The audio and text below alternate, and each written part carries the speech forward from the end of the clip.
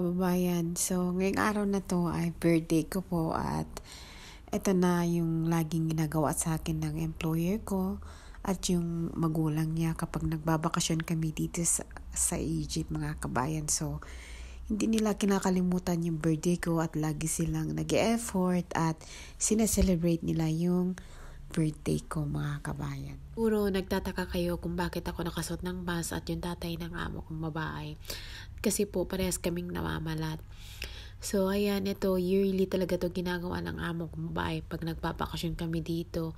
And very thankful talaga ako sa kanila kasi kahit papaano parang family na rin yung touring nila sa akin. So yan yung amo kong babae, naka-stripe.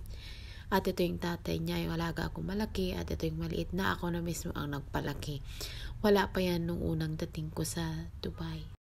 So ito yung card na galing kay Hamoudi, yung isa kong alaga. Ayan, nag-effort talaga siya ng bonggang-bongga. Napakasit ng batang to, sobra. Parehas silang sweet. And yan, appreciated much yung effort niya sa paggawa ng card.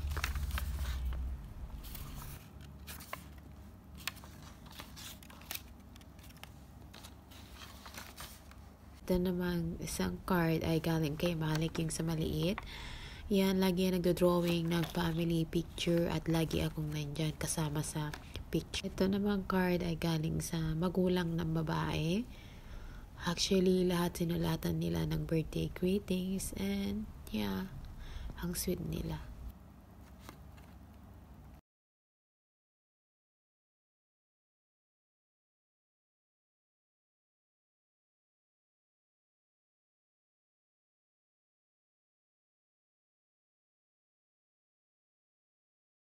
Kabayan, so for today's video po, i-share ko sa inyo kung ano ba yung mga binigay sa akin ng mga employer ko at yung magulang niya. So ngayon kasi ay birthday ko, mga kabayan, at hindi naman ako nag-expect sa kanila, pero yearly talaga sineselebrate nila yung birthday ko dito sa Egypt.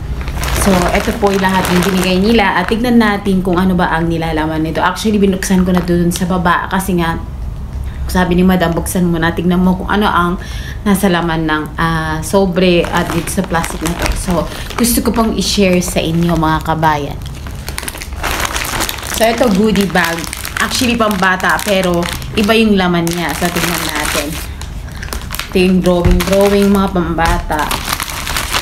Ball pen. May pera. Binigyan nila ako ng pera eh. Ewan ko kung magkano equivalent nito. At ayun na nga, ito yung unang goodie bag na laman. May pera siya, mga kabayan. And next, binigyan niya ako ng pantalon. Bago siya, mga kabayan. And then may mga cards yung ginawa, yung binigay yung nanay ng babae. Galing sa kanya to. At tignan natin kung anong laman. Ayan, happy birthday. At may laman ulit, mga kabayan, na pera. So, ayan. Tayo na nga, happy birthday, Chris. Basta mga birthday wishes yung nakasulat dyan, mga kabayan. So, next is, ito yung galing sa alaga ko na si Malik. Yung maliit na nagkasakit. Na ngayon parang nahahawa ako sa kanila. So, ayan.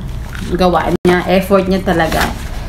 Ito daw ako kasama lagi sa family picture nila. Lagi akong nandyan kapag gumagawa siya ng mga activity tungkol sa family. Lagi niya akong sinasabit dyan. Hindi ako pwedeng mawala sa picture ng family na.